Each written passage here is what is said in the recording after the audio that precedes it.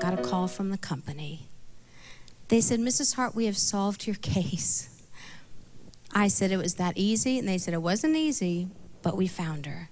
Your birth mom is alive. She's living in Atlanta, Georgia. It looks as if you might have 2 younger half-brothers. We have all kinds of information of aunts and an uncle and grandparents, and we'll get that to you.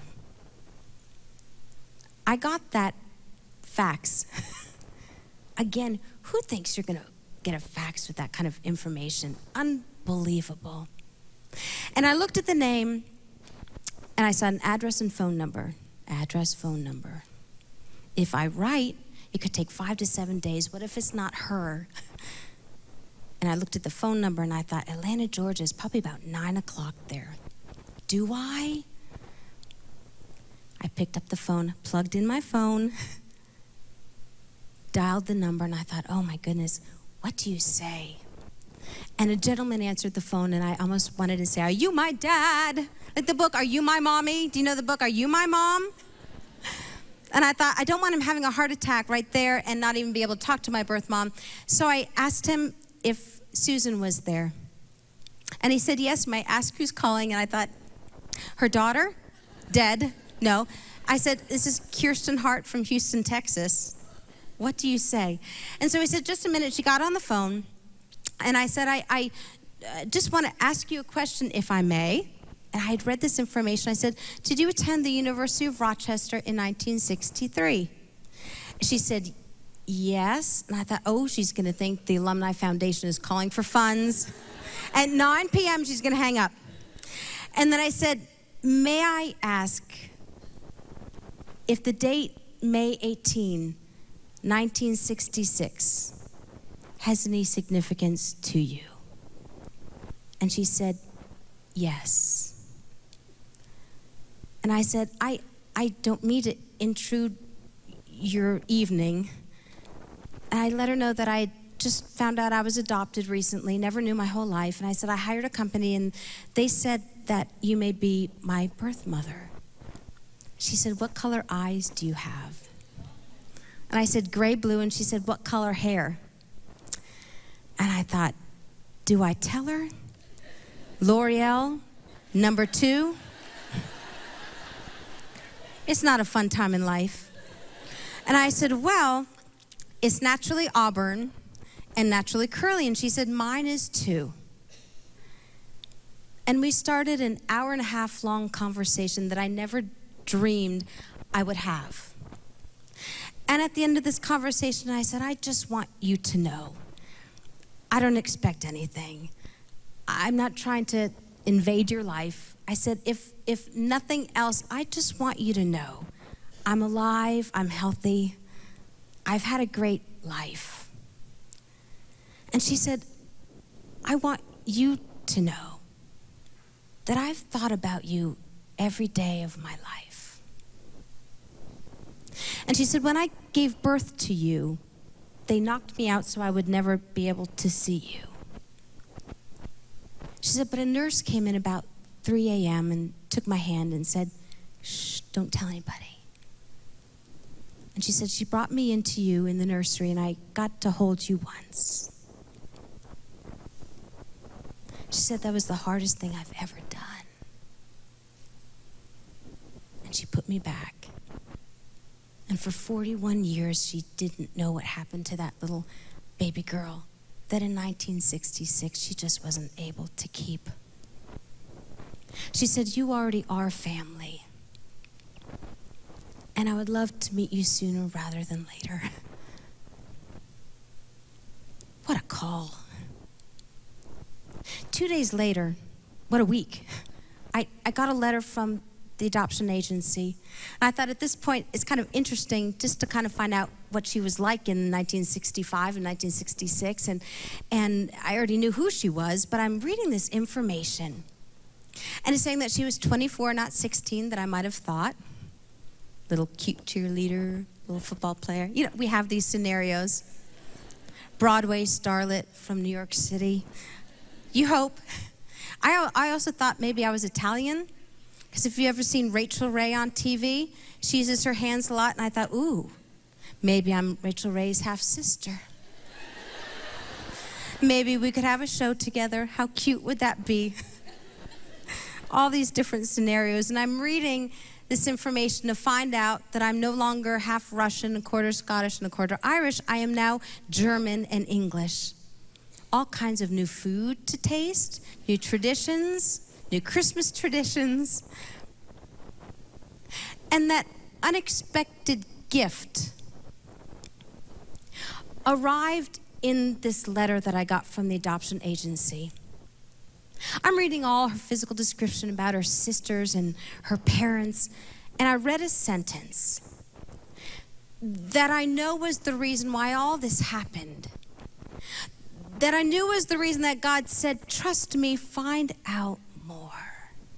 Because he had a gift he wanted to give me. I kind of think the real pretty kind that you get like from Bloomingdale's and Macy's with the pretty bows that you never can make on your own and you slide them off so you can keep them forever. They're just gorgeous. It's as if God had this gift up in heaven. And he thought, I can't wait to give this to Kirsten. Maybe when she's 8, no. Maybe when she's 18, no. And then 41 came around, he said, now is the time to give her this gift. And it was in just some words in a sentence, and as I read it, my life changed, and it said in the fall of 1965, it said October 1965, it was written to me, it said, your birth mother and her mom, my maternal grandma, had all the funding and money they needed. They went to Sweden to obtain an abortion.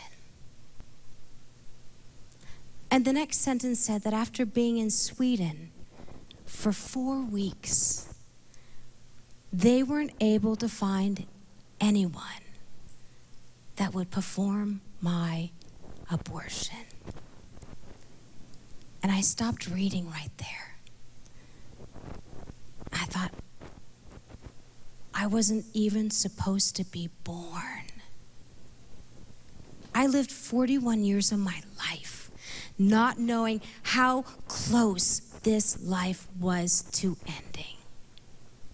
But as Psalm 139 says, that somehow God looked down to Rochester, New York, and looked in the little pregnant belly of my birth mom, and somehow, as she was traveling from New York to Sweden, he saw every day of my life inside of that womb.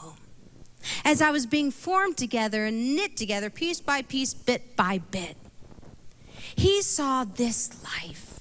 And somehow he knew at age 41, it would be my time to find out how close I was to not being here.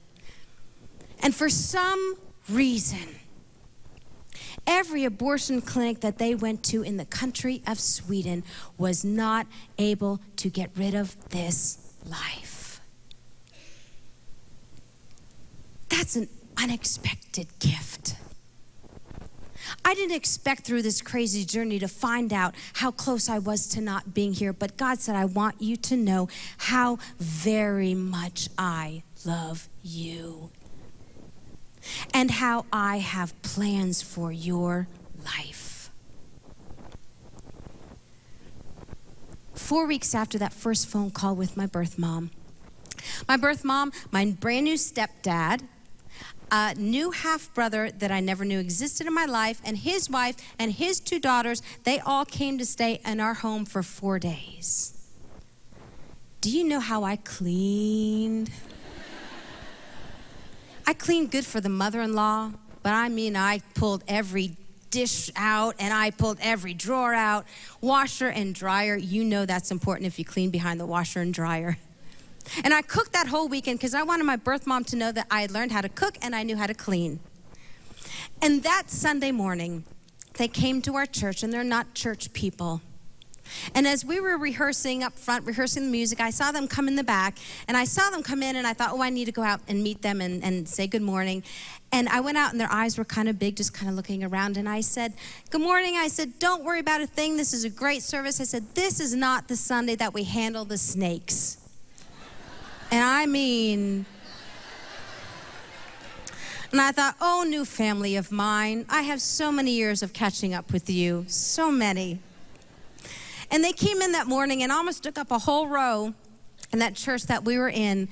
And it was so unbelievable to be singing songs of worship and to look out and see brand new family. To see the woman who I was formed in sitting there looking at me. And that morning, I was able to sing an old-fashioned term, a special. And I sang a song and I dedicated it to her that morning. It's a beautiful song. It's a prayer that's been put to music. And I'd love to sing for you what I dedicated to my birth mom that morning. I know our time is almost up. I just want to encourage you tonight. I don't know whatever unexpected gift has come into your life or what might come into your life in the next weeks or months or years. I want to encourage you tonight to trust him, to know that through these circumstances, it really is true that his joy can be our strength. To listen to that soft inner voice as he whispers to you, maybe to find out more. Or if you're walking down a path you never thought would be part of your life, to know that your steps are ordered of him. There's a reason and a purpose, and perhaps he just wants to give you a new chapter in your life story.